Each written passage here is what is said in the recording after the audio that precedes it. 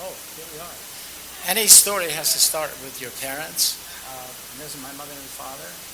Um, my grandfather was an importer of olive oils into the United States. Oh. My grandfather, as I said, was an importer of olive oils. And on one of his trips, he came, his wife was pregnant to my father. And that's how he got to be an American citizen. At the age, I believe, 16 or 18, he ventured off to New York on his own to flex his citizenship. And he got a job on the Brooklyn Navy Yard and so on. Let's see. Yeah, they eventually, we had a summer house, always had a summer house in the country, and the one was in New Paltz on the river, which was a great place to grow up. I worked on the local farm, George Gardner Farm there. But then they bought this house, and in the basement they opened up a business, a food business. And they opened up Novi Frozen Foods. And I was a salesperson. I even sold to Grand Union. But the company that took an exclusive from my parents, also when they went out of business, my parents went out of business, but they continued to make it, and they bought a store in High Falls, in the center of town, and that's where they sold their products at that time. This is what the house looked like when I first fell in love with it. It was 2 over 2. The windows had been changed. I went to the richest man in town because I couldn't afford the price. I looked into, I called the owner, and he gave me the price. And I put a suit on one day and went down to A.J. Snyder's office, the richest man in our vicinity. And as you could see, he owned Century Cement Company. And he directed me, and ultimately, after a beautiful story, I wish I could tell it right now, it's too long, but he gave me the first money to buy the canal house. And shortly after that, this gentleman here, let's see, can I do it? Yeah, this guy here, he was the in-house doctor at Newport State University, Virgil DeWitt, and he was also a canal buff. I went to hear one of his lectures at New Paltz one year, and I told him that I bought the canal house, and he said, well, let's take a tour. So he came into town, and the one thing he said is, we need to organize a group to save the remains of the canal. So I took the leash and took off with organizing these folks. We had an accountant here, Tang Hansen. Tang's son is here, Harry, I'm happy to say. We had a lawyer. And this gentleman here was president of Esso Company at the time. We've been wanting our certificate of education for the Canal Society. And I heard that our Governor Rockefeller was coming to Kingston to do a speech at the Governor Clinton Hotel. So I put together a letter asking for his help, and we framed the picture of a double-arch aqueduct. And he came in, and I got up. I was in the front seat, and I was crashing his party. And I handed him the letter, and lo and behold, he responded with all positive. Beautiful, I have these letters now. And at the same time, Joe Resnick, this gentleman here from Ellenville, was our congressman. Joe loved what was going on in High Falls, and he called me one day and he said, John, we're going to be touring Stuart Udall, Secretary of the Interior, through Ulster County. And one of our stops by helicopter was High Falls, and toured the canal and the canal house if possible.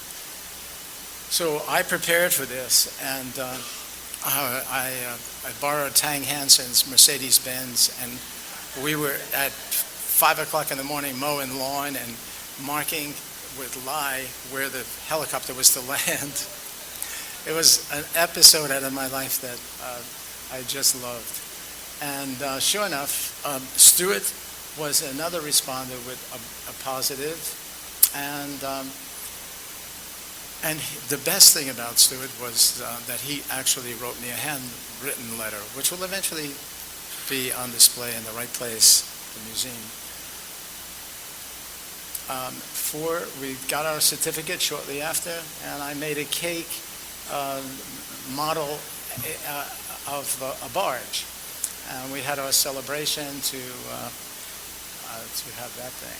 In 1968, I wanted to get ready for the canal, to open the canal house, and came to live on a farm, my family farm.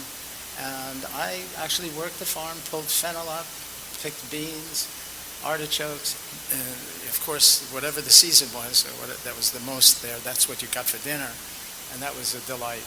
But I worked in 4 different hotels in Sorrento, and that's where I came back with Pellegrino on the table, and I actually had to go to New York and meet the boat to get the Pellegrino. Now you could buy it in the gas station. But the other thing was I learned 7 courses. We opened up with 7 courses. The salad after dinner was another thing that I picked up in Italy. And the popcorn was mine, but it was a crouton. This is great. The 2/2 on the far left was what Victorian time. That's how the windows got changed at the time. But I couldn't afford to do 12/12, and there were 2/2. So I mask taped the inside of it. And I got an email this morning from my daughter, who has 2-car garage with windows in it, and she taped it. I wish I had a copy of it. I would have loved to have shown it. It's beautiful. We opened on June 14th. Next week is the celebration. And it was a smashing year. It was also the town's tercentennial, our 300th birthday, and the group the Civic Association people, the people in the town were just so positive. I mean, besides helping me open, we just organized and had events, float-ins. We did a whole bunch of things. It was a real strong community happening. This is where probably the eclectic part of my reputation comes in. The cake this was the opening party, and we had over 100 people. But as you could see, there's a frying pan on the top of the cake, and there's cabbage, hollowed out, flambé.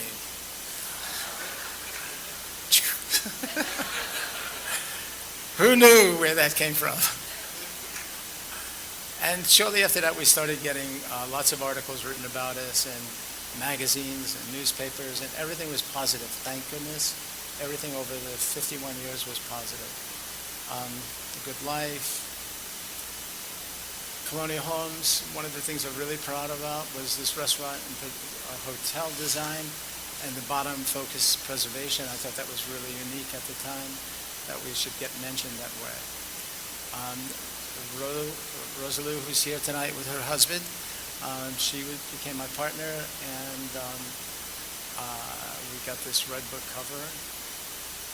I think Stephen mentioned Fun with American Food. Mimi Sheraton did a wonderful article and featured baby trout that I had on the menu, a photo of that. And there was no other restaurant working with baby trout. I happened to be in the Catskills one day and saw this dump truck dumping a ton of baby trout into the Esopus. And that's how I got to go to the farmer, the smokehouse, and I started buying baby trout for my menu. I've been known as farm to fork, farm to table. I put this up here because back in the opening days, I discovered 4 yellow tomatoes on Bruce Davenport. It wasn't Bruce's at the time, but it was Davenport's fruit stand. And my mother she loved yellow tomatoes and low acid. And I bought all 4. And I then went to the farmer at Davenport, whoever it might have been. I think it was Bob Davenport. And I also went to Loretta Gill from Gill's farm. And I asked them to grow to grow yellow tomatoes, and I guaranteed them that I would buy a case a week during the season. And sure enough, that happened.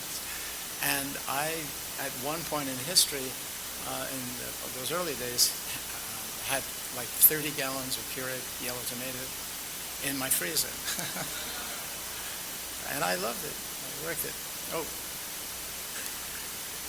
This is a great story. I'll try to be quick on it. But Kathy Murphy worked as our bookkeeper, and she's now living in California.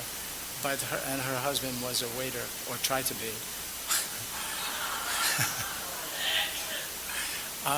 But Kathy always said I needed a manager.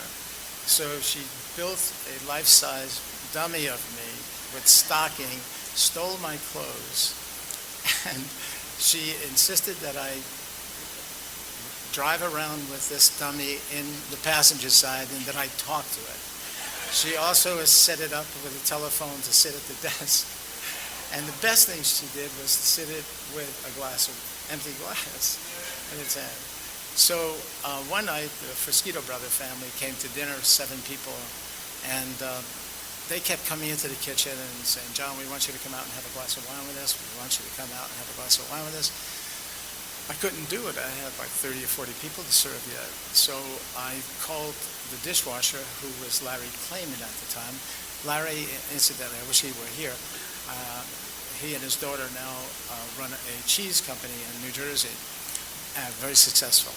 But Larry came into the kitchen, and I said, "Larry, take the dummy, go out to table 7, put it down, and tell him John would like to have a glass of wine with you." Well, he didn't go to table 7. He went to table 8. 2 people. And he sat it down. "Joe wants to have a glass of wine with you." Oh my God. I don't think we ever saw those people again.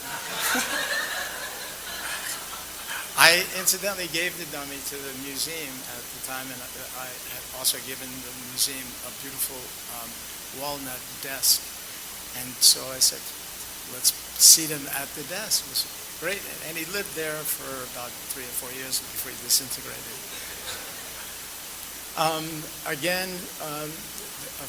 February 1970, Craig Claiborne came to dinner, Raise the Sky, as Stephen mentioned, Pierre Fernet, Gene Hewitt, Jacques Pepin, all of these 9 people in front of a fireplace. And our bar lady at the time, running the bar, Sue Hines, she couldn't make a particular drink that Craig Claiborne wanted, and so she invited Craig Claiborne to come into the bar and make his own drink. And still we got 4 stars. That's when the white hairs started to grow, when we received the 4 stars. I think it took me about 10 years before I might even think about appreciating the fact that we were that worthy.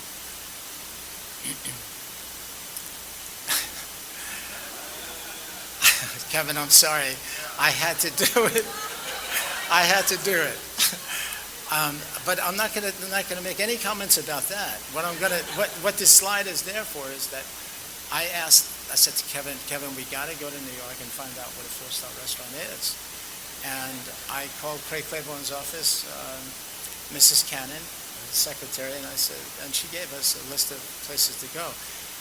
We made the mistake of going to La Côte Basse, very plush French restaurant. It wasn't us by no means, but we had to venture off and see what it was.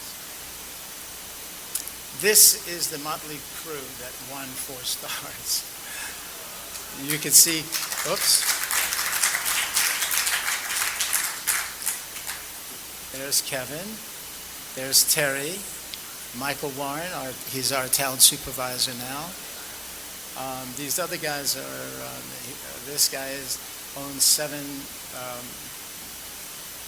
cranberry bogs in Maine, and a born-again Christian. My niece from Florida, and that's me and my son. And Frank Barr is here. Tommy Lynch, he's not here, but Rosalou is right there. So that was that motley group. Hippies in shorts and sandals. One of the things that I'm really proud about doing was we started American Revival, and it's these guys, the Lynch family. Terry was part of that. But the one thing is a lawyer friend of myself and the Lynch people, Michael Lynch in particular, put together this ordinance to be attached to our zoning, our town zoning. And in 1985, it was accepted, and we formed a Preservation Commission. I was the chair of it for a couple of years. But today, that same organization has 5 historic districts in Marbletown, and it's still a strong organization. The house, of course, needed a kitchen.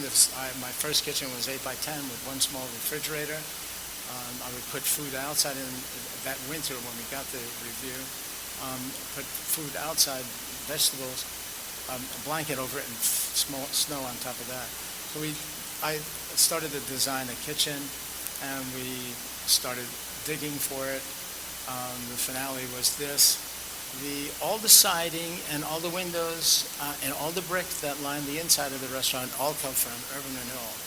That disgusting happening that took place in all these beautiful, beautiful towns up and down the Hudson. But yet we salvaged what we could, including bluestone. At the same time, we took the house in the back here and turned that into a house which was more comfortable for family than living in the canal house at the time. This is the kitchen, the interior of the kitchen. I love this kitchen. It was such a great place to work. And if anything does materialize with the Kelder House at SUNY Ulster, I would do anything. We would have to build a new kitchen onto the building that's there. And I have a picture of the building, mainly because we would have to accommodate 24 to 30 students. So I would try to keep the charm of this kitchen, at the same time making it a workable kitchen. This table was